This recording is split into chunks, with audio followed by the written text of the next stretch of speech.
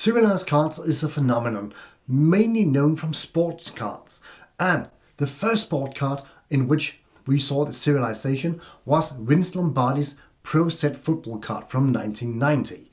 Since then, a lot of serialized cards have been released within the sports card world, and we know from the sports cards that even though serialized cards were at the get-go really expensive and collectible, the collectability has since then vanished almost entirely. Many of these cards, even though they are still a bit more expensive than their non-serialized counterparts, are definitely not worth the big premium we saw when the first serialized cards were actually released. Please let us know down in the comment section how you think serialized cards in Magic the Gathering will perform long term. We would love to know. If you're enjoying this video, please hit that like button and consider becoming a subscriber right here.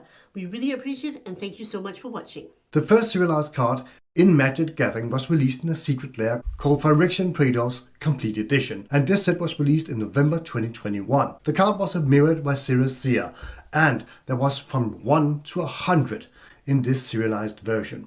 It was a bonus card, and according to Rudy from Alpha Investments, this was the first time that Wizard stuck their toe into the consumer opinion about serialized cards. From there on, we have seen a lot of serialized cards, and from November 2021 to January 2024, where we are now, we have seen 5 serialized sets, and the biggest of these was the set The Brothers' War, where we saw a lot of serialized cards, and we had from 1 to 500 of each of the serialized cards. Serialized Magic cards demand a really high premium. They are both very valuable, highly collectible, and highly sought after. But, and this is a really big but, they are a new thing within Magic the Gathering, and so far they've carried this high premium. But what is going to happen long term when we get more and more of these serialized cards? Because it doesn't seem that there's any end to the serialized cards. Magic seems to be putting them in more and more sets, and as they become less scarce, will they also become less valuable? So serialized cards are supposed to be really collectible cards.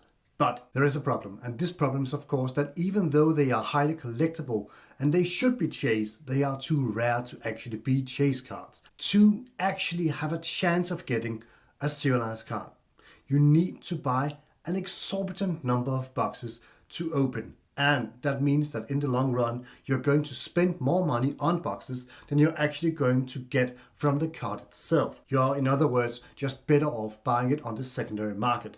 Of course, you can get lucky and just pull the card. But for most people, having a serialized cards is just like winning the lottery.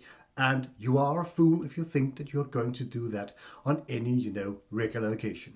To have an example of just how rare serialized cards are, you can just look at the screen where you can see the difference between the serialized Ragavans from Multiverse Legends and just regular Ragavans. And we all know just how rare a Ragavan actually is and how hard it is to pull. So looking at these two numbers, you should have an inkling just as to how hard it would be to actually pull a serialized card, especially if that card is Ragavan.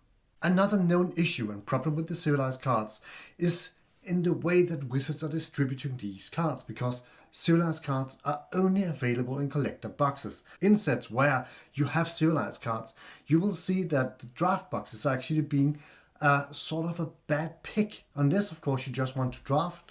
But if you're buying boxes to open, to crack, and to put cards into your collection and into your decks, and you want to have the best of the cards, you should not go for a draft box in a set that has serialized cards. This issue is further enhanced by the fact that even though the serialized cards might be in the collector boxes, they are in themselves not supporting the price of the collector box. So you might just end up forking out a lot of money and still having a box that goes to absolute zero. And one of the other things that you could discuss is the fact that serialized cards aren't actually a chase card. It's more like a lottery ticket because it's a bit too rare to actually be a chase card. So a chase card is something that you could conceivably crack, but unless you're really opening a ton of the collector boxes, it's not going to be feasible for you to actually pull one of these serialized cards. So most likely the serialized cards are just going to be too rare for you to get them.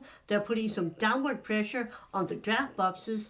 And all in all, how special are they really going to be looking forward when we're seeing Wizards adding serialized cards to more and more cards? So one might speculate that we are going to see a lot of more serialized cards. In order to have people buying boxes and to have them incentivized, might just be putting serialized cards into sets that they know are not going to be great sets from the get-go. Just like we saw with Ravnica Remastered, that was actually a set that didn't have much appeal to many players or collectors, but they put serialized Chucklands in it, and they hoped that that would be enough to actually sell the set at a premium price. And we're also seeing that some of these really well constructed sets with flavor that people enjoy and cards that are really good for different formats don't have the serialized cards. Is there something to be said about serialized cards just being something that they sprinkle on top of bad sets? We don't know, but we would also love to hear your opinion about that. So thank you a lot for watching. Thank you for maybe subscribing, and thank you for liking this video. And a big shout out and thank you to our YouTube channel members and our Patreon members. Thank you for supporting us, and thank you for supporting the Cardboard Guide. We will see you in the next video.